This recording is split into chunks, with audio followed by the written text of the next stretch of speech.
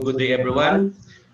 Our topic for today is about learning management system. Since we are now adopting a better normal, majority of our institutions are looking forward to different e-learning management platform. So by this time, I just want to give you a tutorial on Google Classroom.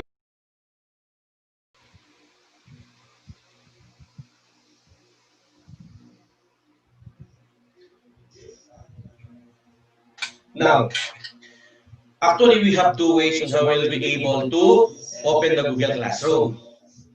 Okay, the first one will be just simply type Google.classroom. Press enter.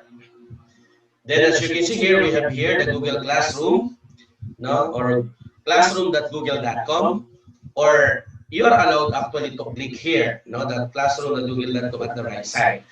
But of course, most commonly, what we're going to do is to click the first line. Okay. Then after that, you are required to have your own Gmail account.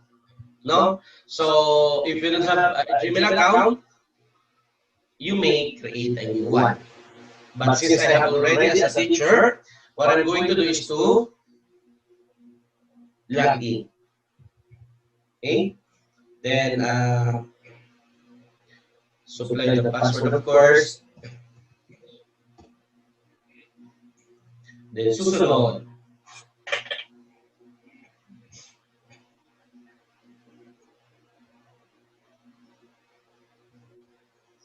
So, yeah, as you can see here, no classes here because we're not yet started. Now, so since we already in the Google Classroom or the classroom.google.com, so as you can see here, you can create or join a class. Again, as I mentioned, if you are a student, you just click join class. Later on, I will demonstrate it on how you will be able to join in a class. But for the first time, or what we're going to do first is to create a class as a teacher. If from to you, the using classroom at a school or university with students.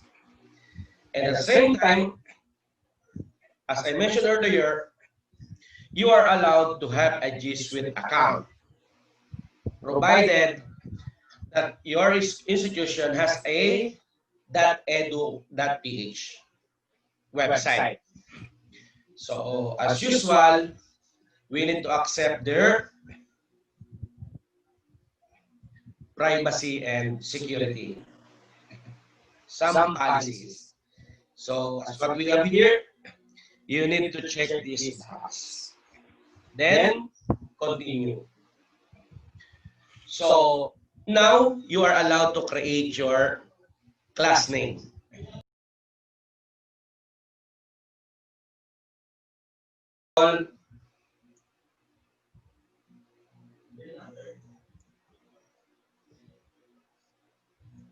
Dean Abante. So this will be my class name, the IT era. For the section, since I have three sections, actually, if you are going to create a class, it is better for us to create a separate per course or per program. For example, if IT era is also offered, for example, in communication arts, offered in BSIT. So even they are merged in a class, it is advisable for us to create a separate class per section because it's too easy for us to get their grades later on. I will demonstrate it later actually. Now, for example, this is BSID AC as Antipolo, or we started as AC BSID 1Y1-1. Okay? Then as the subject, living in the IT era. Then, for example, this schedule is for a blended learning. So instead of, since we are online, so you may allow naman to make it blended learning. Okay? Then, it's time for you to create.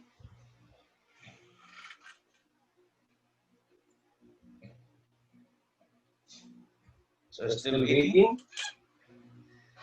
It happens if you have a problem with your internet connections actually. Now, as what we have here, we have a create announcement already, share announcement with your class. So, for example, you just close this one first, and I will give you some instruction and familiarization of the Google Classroom or environment. So if you're in a teacher account, you will be able to see the stream, classwork, people, and marks. Okay? Marks is for grading actually, but I will discuss it one by one. Now, this will be our IT era din abante earlier. We encoded it already. Then the AC BSIT 1Y1-1 is the section. And of course, the class code for our student. Especially if our students are joining our class, you need to give them the class code. For us to have to make our class code in a big format, yeah, this will be the DUHPBLQ. So you just simply send this code to your Orange app or to your FB group with your new students. You are allowed to highlight, no? And Control C. Or if you wanted to, you just retype. Then copy to your, again, your Orange app or even through your FB group.